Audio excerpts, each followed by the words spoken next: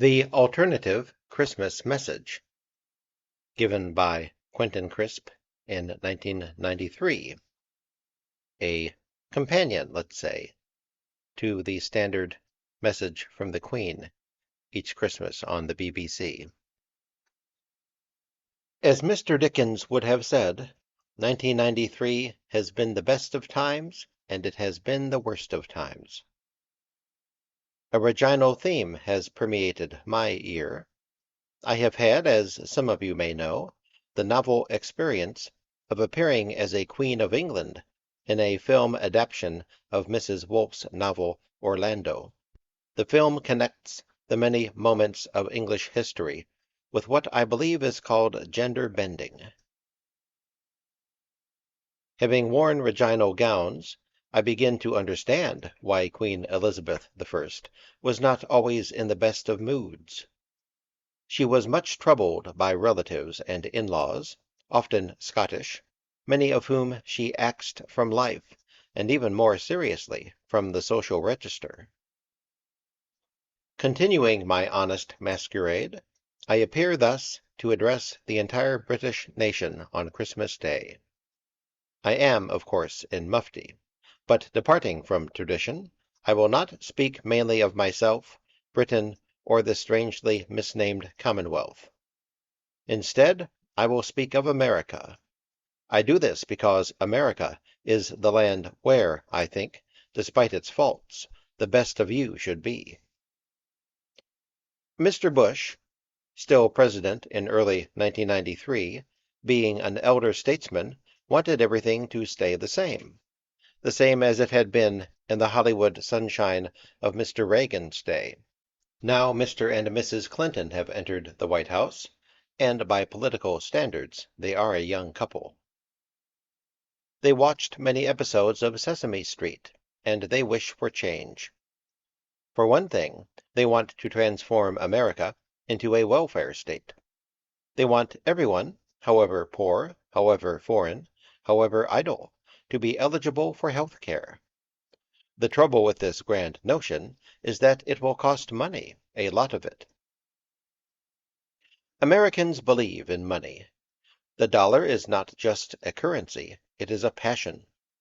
This being so, it is difficult to find out how they lost so much of it, especially as they did not have Mr. Lamont to guide them.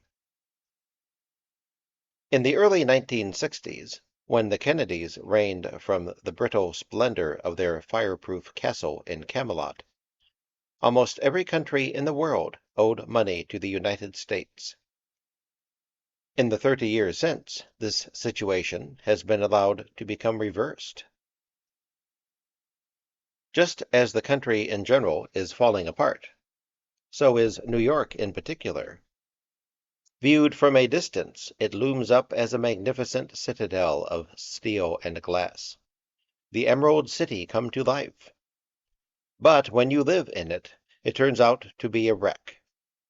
If you take a swift taxi drive down Fifth Avenue, your head hits the roof of the taxicab several times. If Audrey Hepburn today wanted to enjoy breakfast at Tiffany's, she would not choose to arrive at that mecca of diamonds by taxicab. In the early 1960s, not only all the money, but also all the power in the world was in the hands of the United States. They could have bombed everybody, so that there was only America or ashes. There would have been no more trouble, no more anti-Americanism. The bombing hasn't been done because American politicians were afraid of what the neighbors would say. They want to rule the world and be loved. It can't be done. What made I beg your pardon, Lady Thatcher so great was that she didn't give a damn whether anybody loved her or not. That was how she became the greatest political star since Mr. Churchill. Like that great figure, she wept only for herself. Now America is not in a sufficiently secure position to bomb the world, so it has decided to save it, which may prove to be just as expensive and will certainly take much longer. Adding to the violence of life in general, women have now decided to become people. This is a change for the worse. Women were much nicer than people. If our cities are to be populated entirely by people, life will become faster, louder, and harsher. The loudness is already here. No one seems to mind. The American young are violent because they have no inner life.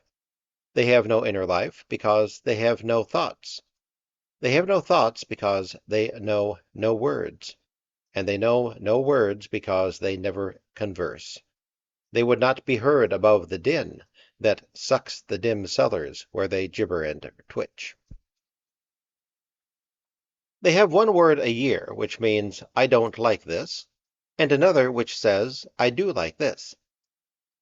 One season you can be bad, another you can be neat, and yet another you can be cool. When you ask the young in what sense their little friends are cool, they say nothing. They cannot embellish their judgment. Now all our heroes are either sportsmen, whose profession obliges them to charge one another like buffaloes until their injuries compel them to retire, or movie stars, who pretend to hit, kick, or shoot one another, or to blow up entire cities. Though I regret all this, it does not in any way lessen my love for America. So far, I have only once been threatened in the streets of Manhattan, whereas in England I never felt safe for a moment.